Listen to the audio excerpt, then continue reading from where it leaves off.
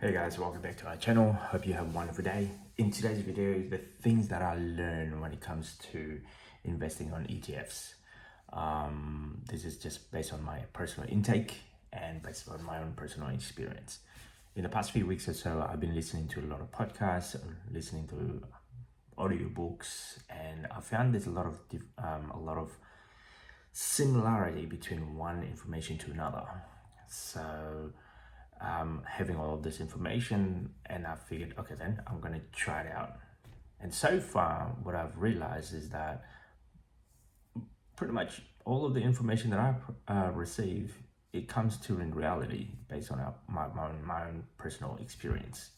So what I mean by this is this. For example, if we're looking at the difference between investing on property and versus ETF, with property, you've got a big lump sum that you have to do it. And in property, you're using a lot of leverage. With leverage, you take a lot of risk. That risk can make you money if you do it correctly, or it went the other way where it's actually giving you financial stress and all of these, I guess, bad things when it comes to property. You lose a tenant, they damage the property, they burn the house, you repair the property, the loss of income, etc. Why I'm mentioning this is because that really did happen to me when we invested on property.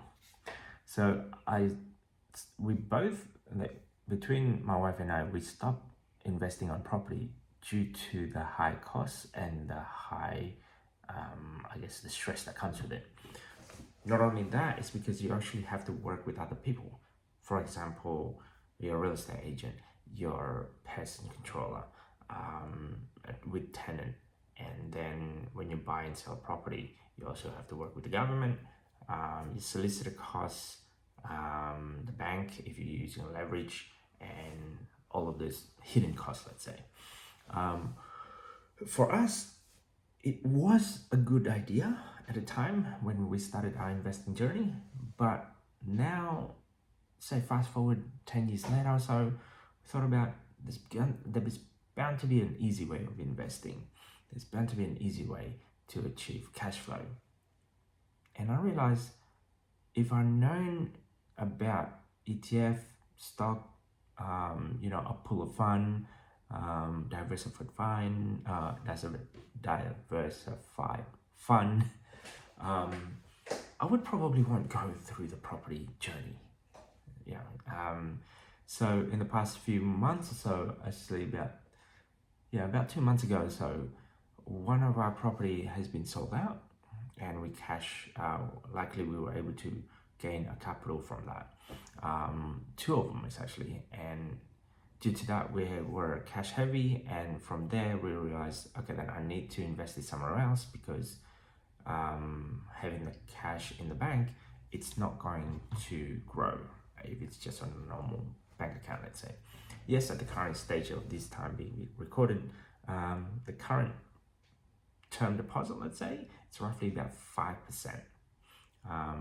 It looks nice, it sounds nice, but at the same time, if you invested somewhere else in the market, it can grow to about 10% or something, or if not higher than the inflation.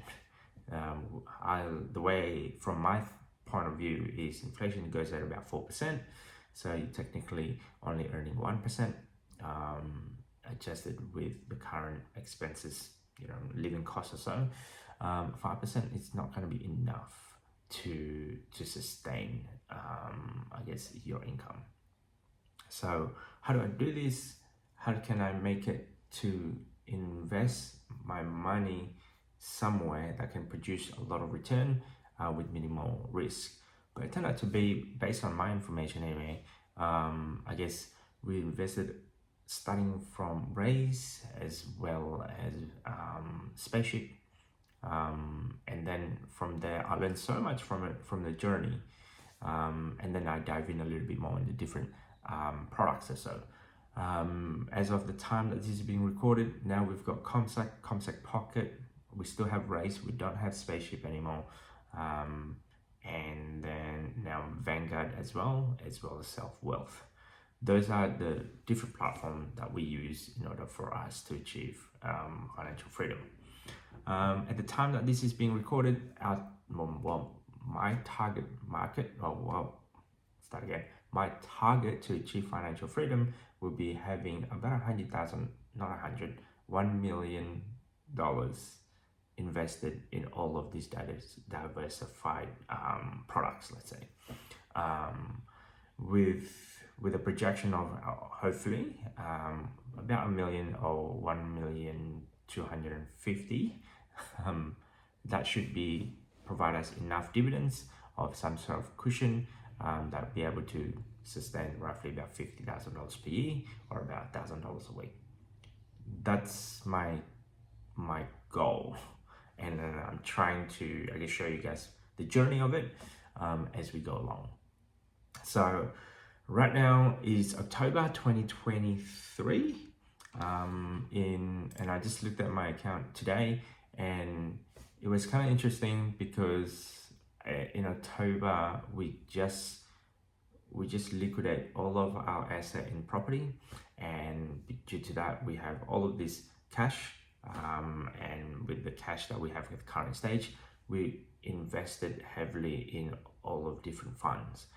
One of the funds will be what is this one here? VTS, and then another fund that we look at is VHY, sorry, and then the other one would be VGS. As you can tell from all of this, it's actually just Vanguard product, and it was kind of interesting because they're all pretty much holding a lot of different pool of fund, let's say, or a lot of different companies or different products inside those codes. So instead of having in a property where you're just holding one property, one asset with big capital, you probably need about $100,000 or so in order to buy a property, minimum, and then the rest of them is bound to be on, let's say, leveraging it by borrowing from the bank.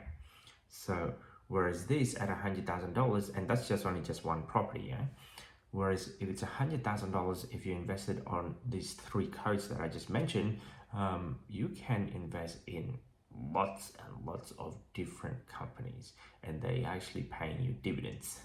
So I just looked at my account right now, being October, for example, as of the 1st of October or so, and now is the 20th October, I received dividends, dividend payment, let's say. So when we given money to the market then give it back to us. It's more cash flow for us. So it is up to us what to do with that money. In my instance, I wanted my money to, with the dividends payment anyway, I wanted my money to be in cash format, so that way I can then choose which product or services I want to reinvest it on. Like some people have their schedule a little bit differently, but that's just me personally. But yeah, looking at the account, what is it? 1, 2, 3, 4, 5, 6. So far there's six different dividend payout. That's equivalent to, I guess, you're having your rental income if you're in a property market, but this time around with no headache of, hey, money comes in, the real estate agent cut a portion of that, insurance company cut a portion of that, water, council, strata cut a portion of that, and then what else is that? Mortgage repayment cut a portion of that, and all of those expenses. It might be that you think that you're earning a lot of money, but at the end of it, not really. Whereas in ETFs or in all of this product that I just mentioned, they just transfer money in your bank. That's just a few of the product that I'm actually holding. I do hold a lot more product. It was sort of a trial and error based on what I learned on, let's say, on when my first journey in using Spaceship and Raise. And then when I saw in Raise, there was actually a little bit of a dividend payout in there, Like, oh, this is kind of interesting. What happened if you have enough dividends that can sustain you throughout the year? And that's sort of where my thought process was. There was two different format that I learned. There's one of them that is a capital gain, where they don't give you dividend payout. However, they actually provide you, I guess, the holding of your share. It gets higher and higher. Now, capital gain to me is great, but at the same time, I would like to have some sort of cash flow from a dividend.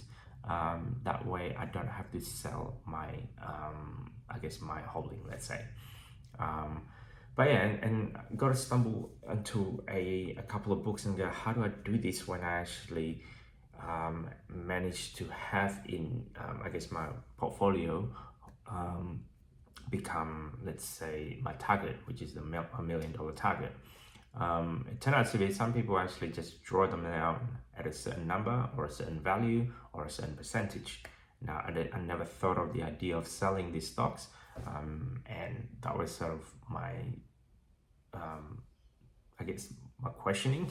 How do I do this? So it turned out to be you got two options: either have a lot of stock or have a lot of holding, let's say, that is have a dividend payout to get your cash flow, or the other one, if you have a lot of I guess capital growth type of tickets or type of holding.